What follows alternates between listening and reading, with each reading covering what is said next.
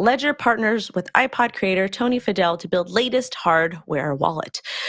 He's going to help create the new Ledger Stax hardware wallet. He was the founder of the Apple iPod. I don't know if you guys remember those, but I remember those way back in the day. You had those little fun iPods and you would pirate music off of LimeWire. Not like I did that or anything, but I've heard stories. I read it on the internet. I definitely did that.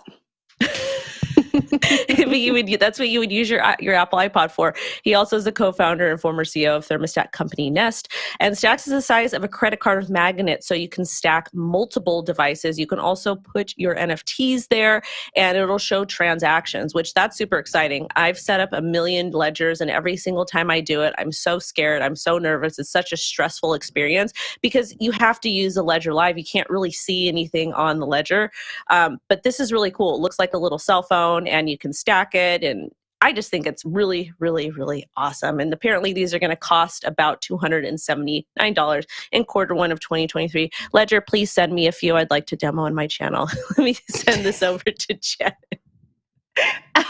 Okay, I'll go really quickly and then I'll pass it off to Will. I think this is awesome. We talk so much about this like mainstream adoption, right? And Ledger just had their highest single day of sales right after the FTX implosion. And now we have this person who created the iPod, then was the CEO at Nest. And so I think if anyone understands mainstream adoption, it is this person. And I think that if we're going to achieve that in the space, we need this diversity of thought. We need people who have worked on products that are not necessarily in the Web3 space, but they understand how to bring products to a mass market. And so I think this is really cool. I also want one. So Ledger, maybe you could just make that like a whole hash story. A hash edition.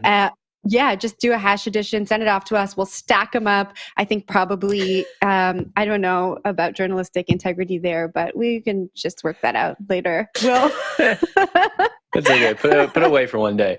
No, this is a cool story. I was actually working with my Ledger yesterday. Basically never touch it, maybe once a year.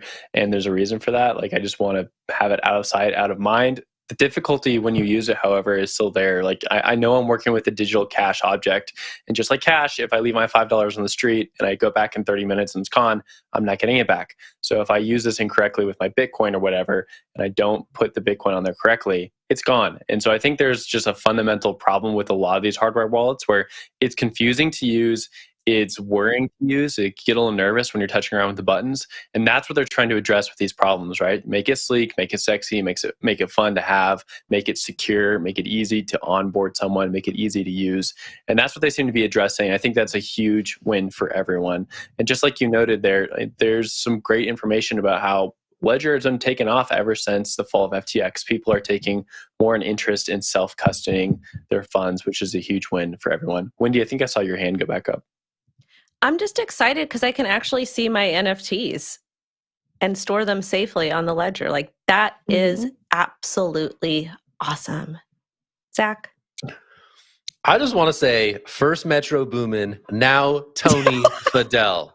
Ledger out here making hay while the sun shines as everyone is rushing to self-custody. These guys are hitting it from all corners. It's crazy. Who is Ledger? What is going on? This is amazing. You got this cool thing. Tony Fadell's like, okay, you look at existing hardware wallets, and this is sort of in that moment like before the iPod, when you had all these janky MP3 players on the market. There was no market leader. Ledger happens to be the market leader in this segment already, and is saying, okay, we need to like up our game and make this more accessible, more usable to people, so that, again, the ethos of self-custody that Bitcoin was all about can be more widely promulgated across the space, hopefully in service of escaping some of these CeFi shenanigans that we've seen time and time again. So Ledger's killing it right now.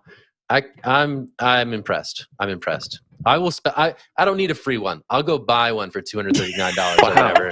Zach's Don't the only send one me with integrity on the show. I'm impressed. Zach doesn't want one. I don't want one. Hey, Do not you know give me what? one. Free products are okay just as long as you disclose, hey, this was gifted to me. I'm going to do whatever it is. I think it's Classic cool. And like, YouTuber. I've gotten free tacos at places and food at places. Never mind. But it's a nice thing. It's fun. Use your power, Zach. No, I'm getting one. This is potentially like a really big moment in crypto hardware history, right? Like the iPod was a revolutionary device. It led to like the iPhone. It led to all this subsequent innovation. And for this potentially to be something along those lines because you're tapping into that lineage to the designer itself, very interesting. Going to be watching this one closely. They're already, Jen, as you mentioned, the sales are already through the roof in the wake of FTX's collapse. And now they're hitting the market with a new product that may be easier, potentially better. Pending Wendy's review. I'll check out Wendy's review before I decide to plunk down that cold hard cash.